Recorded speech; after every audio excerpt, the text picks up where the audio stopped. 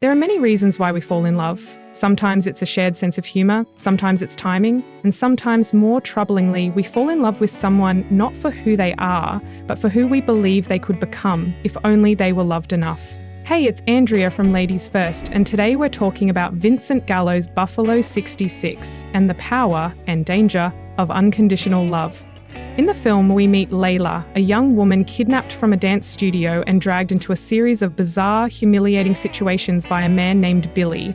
He is angry, fragile, wounded, and desperate. And despite every warning sign, Layla stays. Not only does she stay, she softens. She helps. She smiles. She dances. She offers love to someone who seems to have done so little to deserve it. And in return, the narrative suggests, her love may have saved him. It's a compelling fantasy, but it's also a deeply complicated one. In psychological terms, there exists something called the fixer mentality. This is the tendency, sometimes conscious, often not, to choose partners who are emotionally unavailable, unstable, or unwell, in the hope that through enough care, attention, and emotional labor, we might be able to reform them into someone capable of loving us in return. Fixers often come from childhoods in which love had to be earned, through caretaking, through silence, or through self-erasure. They are drawn to the broken, not out of sadism, but out of hope and fear. They believe that healing others will finally allow them to feel needed, loved, and safe. But because their love is conditional upon fixing, it rarely leads to mutual flourishing. It leads instead to burnout, disappointment, and the quiet grief of never being met where you are. Layla's behaviour throughout Buffalo 66 strongly resembles that of a fixer. She is paired with a man who is emotionally violent and prone to cruelty, and yet she offers him nothing but gentleness and forgiveness. She tolerates his outbursts, she soothes his tantrums, she apologises on his behalf, and most heartbreakingly, she begins to look at him not with fear, but with affection. She appears to believe what many fixers do, that love, if given patiently and without question, will be enough to heal someone else's wounds. Fantasy and the male gaze. But this is not a documentary about trauma bonding. It is a film, and a carefully constructed one, made by a man, about a man, through the lens of his own longing.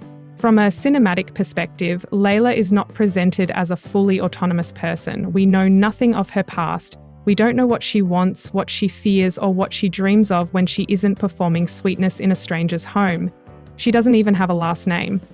Instead, she exists almost entirely in relation to Billy, as his captive, his redeemer, and ultimately his prize. Her quirks? Her stillness, her dance, her soft voice read less like expressions of character and more like projections of desire. She is not a woman, she is a symbol. A dream of unconditional acceptance, shaped by a man who desperately wants to be forgiven for his own pain. She belongs to a long lineage of fictional women who appear not as characters, but as vessels, for redemption, for salvation, for emotional repair. The allure and danger of unconditional love. At first glance, Layla's behaviour might seem like a portrait of unconditional love, the highest, purest kind, the kind that persists even in the face of cruelty, the kind that sees past the worst of us and chooses to believe in the best of us anyway. But there is an important distinction to be made between compassion and self-neglect. True unconditional love includes boundaries. It is built on mutual respect, not sacrifice. It does not ask one person to give endlessly while receiving nothing in return. In Buffalo 66, Layla's love is unwavering, but so is her silence. We do not see her setting limits. We do not hear her saying no. Her tolerance is aestheticized, even romanticized, as though it were a sign of emotional maturity rather than a quiet warning. One of the film's most subtle choices is its ambiguity. We are never told exactly why Layla stays. We do not know what she thinks as she defends Billy in front of his emotionally barren parents. We do not know what she feels when he renames her Wendy, or when he asks her to pretend to spend time with him to keep up a lie. Or when he sits, trembling in a diner, terrified of being seen by the real Wendy Balsam, his childhood infatuation. And so we are left to guess, to project, just as Billy does. It is possible that Layla sees something in Billy that no one else does. It is possible that she recognizes a kind of loneliness that mirrors her own. It is also possible that her love is not a response to who Billy is, but to who she hopes he could become. We do not know, and that is part of what makes her so enduring to us watching from the real world. The real work of healing. At its core, Buffalo 66 is not about a functional relationship, it is about fantasy. The fantasy that love alone can save us. That despite all the reasons we tell ourselves why we're truly unlovable, that someone might appear who still wants to stay with us no matter what. But true healing, true intimacy requires more than being loved. It requires doing the work. It requires reckoning with the parts of ourselves that lash out, the fear that pushes people away, the shame we carry quietly but violently. To rely on someone else to save us is not romantic, it is irresponsible, and to accept that burden is not noble. It is often a reflection of our own hunger to be needed. Layla is a portrait of love without conditions, but she is also a mirror, reflecting the stories we tell ourselves about what love should look like.